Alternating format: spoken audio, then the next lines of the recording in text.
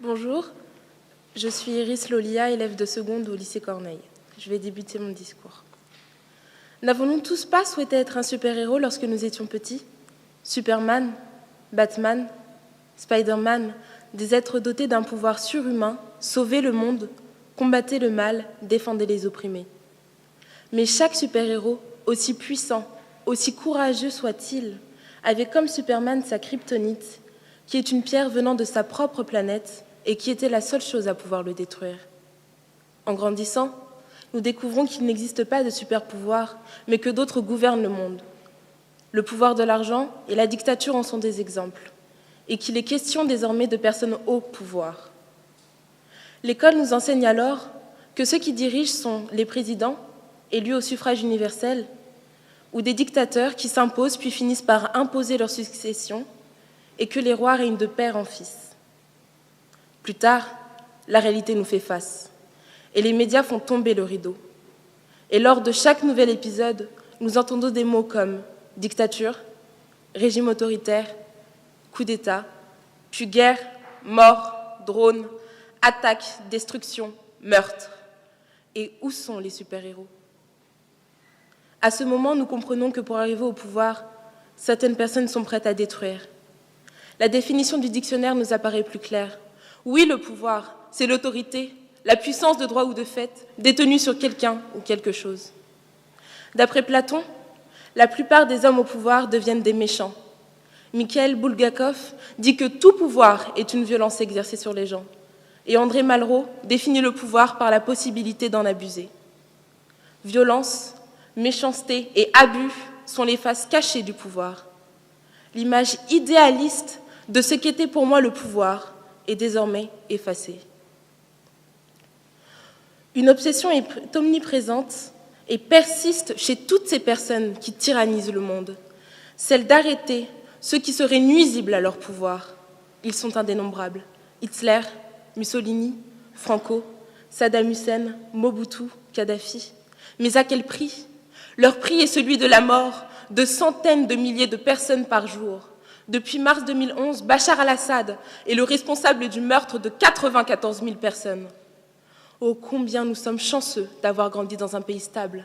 Cette violence avec laquelle vivent des enfants depuis leur tendre enfance leur permet-elle encore de croire aux super-héros?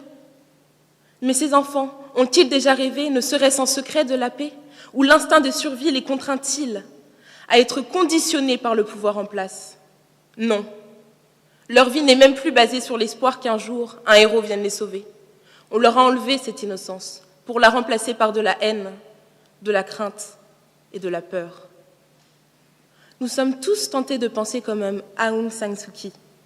Ce n'est pas le pouvoir qui corrompt, mais la peur. La peur de perdre le pouvoir pour ceux qui l'exercent et la peur des matraques pour ceux que le pouvoir opprime. La peur serait donc la kryptonite de ces personnes.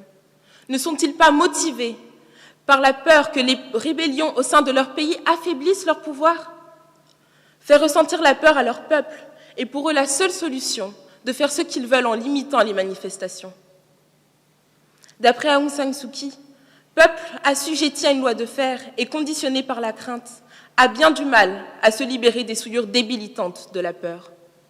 En Corée, Kim Jong-il détient entre 80 000 et 120 000 prisonniers politiques maltraités dans des camps.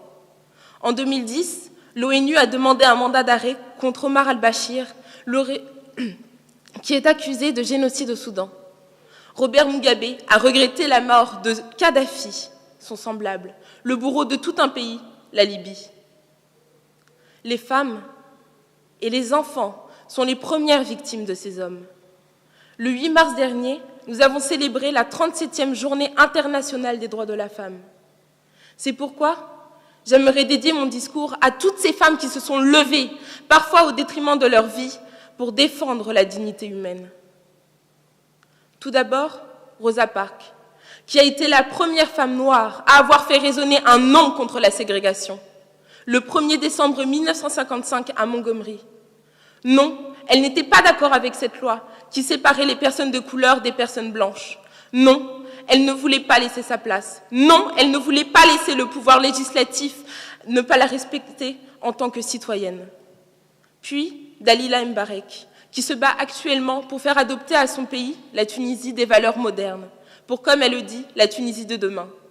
Ces efforts ont été récompensés fin janvier 2014 par l'adoption d'une nouvelle constitution qui met au premier plan le respect des droits de l'homme et du citoyen. Ensuite, Samaria Sbeck. Depuis 2011, elle est réfugiée en France, mais cela ne l'empêche pas d'appeler et d'encourager son peuple à la révolution contre le régime syrien, par le biais d'un blog. Pour finir, Aung San Suu Kyi, qui a prôné les droits de l'homme et du citoyen pendant la dictature birmane. Elle a été récompensée en 1991 par le prix Nobel de la paix.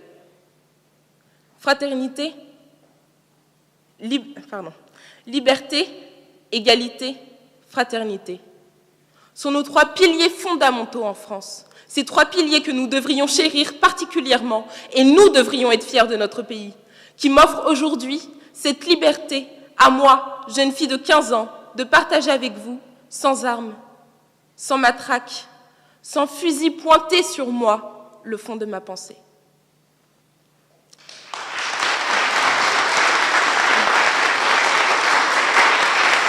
Merci pour votre attention.